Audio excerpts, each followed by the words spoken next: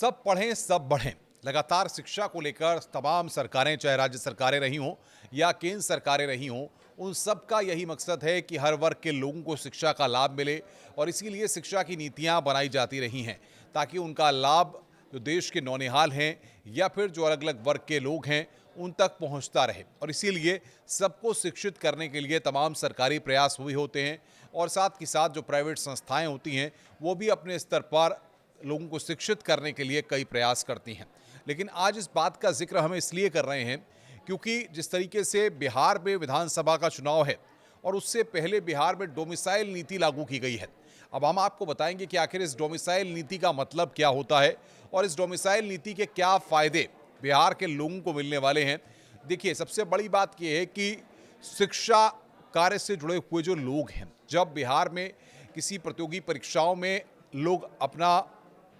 Form भरते हैं तो उसके बाद जो बिहार के लोग होंगे उनको पहला प्रेफरेंस मिलेगा। यानी कि डोमिसाइल यानी कि वो बिहार के रहने वाले हैं, इसका प्रेफरेंस उनको पहले मिलेगा। यानी कि अगर बाकी और राज्यों के लोग अगर उस प्रतियोगी परीक्षा में या इसमें सम्मिलित होते हैं तो उनको पहला प्रेफरेंस नहीं मिलेगा। ये डोमिसाइल नीति बिहार में लागू की गई है। और सबसे बड़ी बात यह है कि नीतीश कुमार ने इस बात को लेकर कहा भी कि नवंबर 2005 से वो शिक्षा क्षेत्र में व्यापक सुधार के लिए लगातार काम कर रहे हैं और इस दिशा में उन्होंने जो प्रयास किए हैं उसके ज़रिए वो शिक्षा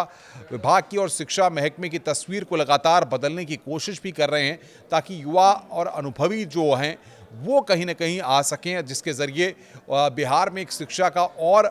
वातावरण बने, माहौल बने, जिससे कि रोजगार का सृजन भी बड़ी संख्या में हो सके। और इसको लेकर उन्होंने बाकायदा ट्वीट भी किया। उन्होंने कहा कि नवंबर 2005 में सरकार बनने के बाद से ही हम लोग शिक्षा व्यवस्था में सुधार के लिए लगातार काम कर रहे हैं। शिक्षा व्यवस्था के सुदृढ़ीकरण के हेतु बड़ी संख्या में शिक्षकों की नियुक्ति की गई है। शिक्षकों की बहाली में बिहार के निवासियों, यानी कि बिहार के निवासियों से तात्पर्य यहाँ पर डोमिसाइल का है, जो डोमिसाइल नीति सरकार ने लागू की है, को प्राथमिकता देने हेतु शिक्षा विभाग को और अधिक दिखाएं। तो ये यहाँ पर बात कही गई है। डोमिसाइल नीति पर तेजस्वी ने भी यहाँ पर ऐलान किया था। उन्होंने कहा था कि आरजेडी लगातार सरकार पर ये मुद्दा उठाती रही है और इसको लेकर के कि सरकार पर इसको लेकर के दबाव था, भले ही विपक्ष इस बात को कहे। इसी मुद्दे पर जमकर सियासत भी जारी है। तेजस्वी यादव ने भी प्रेस कॉन्फ्रेंस करके इसमें बड़ा ऐलान किया था और इसमें बाकायदा जो नियम है उसमें संशोधन किया गया है। उसमें कहा गया है कि टीआरई 4 से ही लागू किया जाएगा और साल 2025 में टीआरई 4 और साल 2026 में टीआरई 5 का आयोजन किया जाएगा। इससे आप समझ सकते हैं कि कितना जो बड़ा अंतर है वो यहाँ पर होगा डोमिसाइल नीति पर, क्योंकि सोशल मीडिया के प्लेटफॉर्म पर भी उन्होंने इस बात को लगातार कहा कि साल 2005 से, यानी कि 20 साल का एक लंबा वक्त ज़रूर बिहार में लगा डोमिसाइल नीति को लागू करने में, लेकिन जाहिर तौर पर ये बिहार के लिए, बिहार के लोगों के लिए एक अच्छी खबर ये है कि अब नौकरियों में जो बाहरी राज्यों के लोग आकर के आवेदन करते थे या उनमें पार्टिसिपेट करते थे उनके चांसेस बढ़ जाते थे। लेकिन अब पहला प्रेफरेंस जो है, जो कैटेगरी वाइज डोमिसाइल का जो कैटेगराइजेशन होगा उसमें बिहार के लोगों को और बिहार से पढ़ लिख कर आगे बढ़ने वालों को इसका बड़ा फ़ायदा देखने को मिलेगा। नीतीश कुमार ने राज्य को बड़ी सौगात भी दी है और एजुकेशन सेक्टर को इसको एक बड़ा ऐलान इसलिए भी माना जा रहा है क्योंकि 2025 में ही बिहार में विधानसभा के चुनाव हैं और इसको लेकर 2005 में शिक्षा का जो कुल बजट 4,366 करोड़ रुपए था, इसे बढ़ाकर 77,690 करोड़ रुपए कर दिया गया।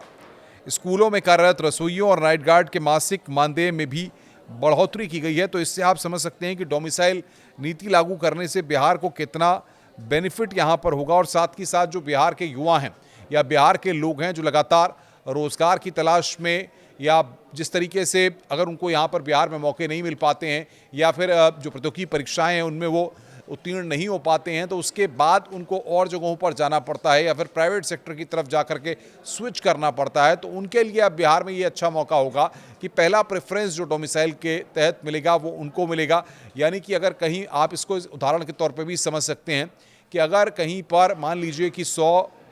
या 50 या 60 या कोई भी संख्या अगर ले लें तो उतनी वैकेंसीज अगर कहीं पर निकली हैं, शिक्षकों की वैकेंसीज निकली हैं, तो उनको जब भरा जाएगा तो उसके जो कैटेगराइजेशन के जो नॉर्म्स होंगे उसमें डोमिसाइल यानी कि जो बिहार के रहने वाले हैं उनमें कितने लोगों ने, बिहार के रहने वालों ने फॉर्म भरा है, उनको प्रेफरेंसेस दिए जाएंगे। और उसके बाद जैसे अगर बाकी राज्यों के लोगों के लिए भी उसमें आवेदन वो कर सकते हैं, लेकिन पहला प्रेफरेंस बिहार के लोगों को मिलेगा। ये बिहार के एजुकेशन सेक्टर के लिए एक बहुत बड़ी खबर है और ज़ाहिर तौर पर नीतीश कुमार ने जिस तरीके से चुनाव से पहले शिक्षकों या शिक्षा क्षेत्र से जुड़े तमाम लोगों को रिझाने के लिए एक बड़ा दांव चलाया, अब देखना ये होगा कि आने वाले वक्त में इसके रिजल्ट कैसे होते हैं, क्योंकि चुनाव के वक्त जो घोषणाएं होती हैं वो सिर्फ